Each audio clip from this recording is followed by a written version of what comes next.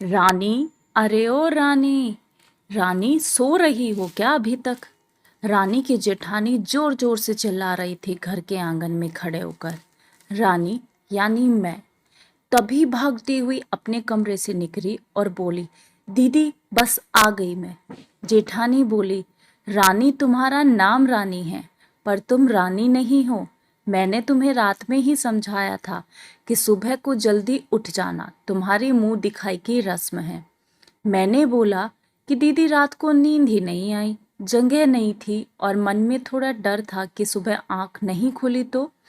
रजनी दीदी हंसती हुई बोली, रानी मेरी प्यारी देवरानी, जल्दी से घूंघट कर लो, अगर माँ जी आ गई तो हंगामा हो जाएगा। मैंने घूंघट किया ही था तभी माँ जी वहां आ गई और कड़कड़ाती आवाज में बोली, चलो अब, क्या यहीं गपशप मारती रहोगी तुम दोनों?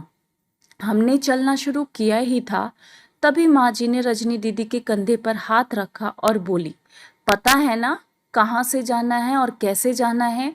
माँ जी ने बोला कि जब भी कोई बड़ा तुम्हारे सामने खड़ा हो तो हमेशा घूंघट में रहना और कम से कम अपने बड़ों के सामने आना, और बिना घूंघट के तो कभी नहीं। रजनी दीदी कुछ बोली ही नहीं, बस अपना सर हिलाकर हाँ बोल दिया। मैंने भी बस अपना सर हाँ में हिलाया। माँ जी के जाने के बाद मैंने पूछा, रजनी दीदी आप तो स्कॉलर हो और इन सब चीज़ों को कैसे निभाते हो? रजनी दीदी मुस्कुराई और बोली कि मैं थारे जेठ जी से बहुत प्यार करती हूँ, इसलिए अभी तक चुपचाप सब चीज़ें निभा रही हूँ। मैं कुछ नहीं बोली और चुपचाप रजनी दीदी के साथ घर के बाहर वाले कमरे में जाकर बैठ गई। वहां पर एक पड़ोस की आंटी जी बैठी थी। वो बोली कि यह कैसी बहू है, ससुर जी सामने खड़े हैं और ये यहाँ बैठी है। मुझे कुछ समझ ही नहीं आया। मतलब रजनी दीदी बोली कि आंटी जी अभी नई बहू है, यहाँ के रीति रिवाज सीखने में थोड़ा समय लगेगा। रजनी दीदी मुझे वहां से उठाकर मेरे कमरे में छोड़ गई। 6 महीने यूं ही छोटी छोटी चीजों में बीत गए। फिर एक दिन मैं राहुल के साथ साड़ी लेने गई। राहुल का फोन आया और वो दुकान से बाहर बात करने चला गया।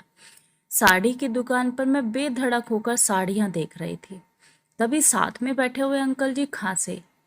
एक बार, फिर 2 बार, फिर 3 बार।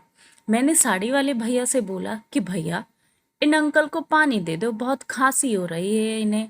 अंकल जी भड़क उठे और बोले, क्या बदतमीज लड़की है ये, कुछ शर्म लिहाज है या नहीं इसे? दुकान पर हंगामा देख राहुल बाहर से भागकर अंदर आया और अंदर आते ही अंकल जी के पैर छूकर बोले, मामा जी आप यहाँ? मैं घबरा के दुकान से बाहर निकल आई, एक लंबा घूंघट करके गाड़ी में बैठ गई। राहुल बाहर आया और गाड़ी में बैठकर गाड़ी बहुत तेज चलाने लगा। मैंने धीमी आवाज में बोला, गाड़ी बहुत तेज चला रहे हो, कहीं एक्सीडेंट ना हो जाए। हम घर पहुंचे ही थे तभी माँ जी जोर जोर से चिल्लाते हुए बाहर आई, देखो आ गई ये रानी साहिबा।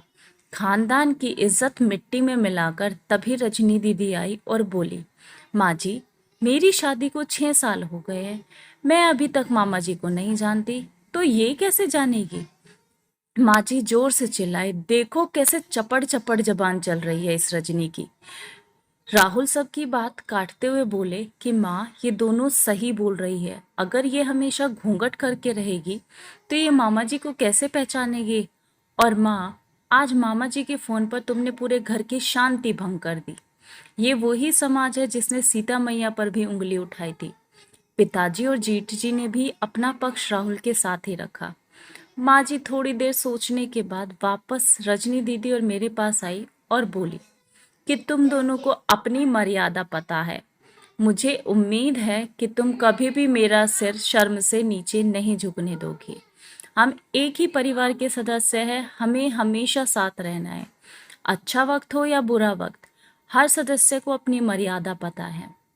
माँ जी ने मुझे और रजनी दीदी को गले लगा लिया। धन्यवाद।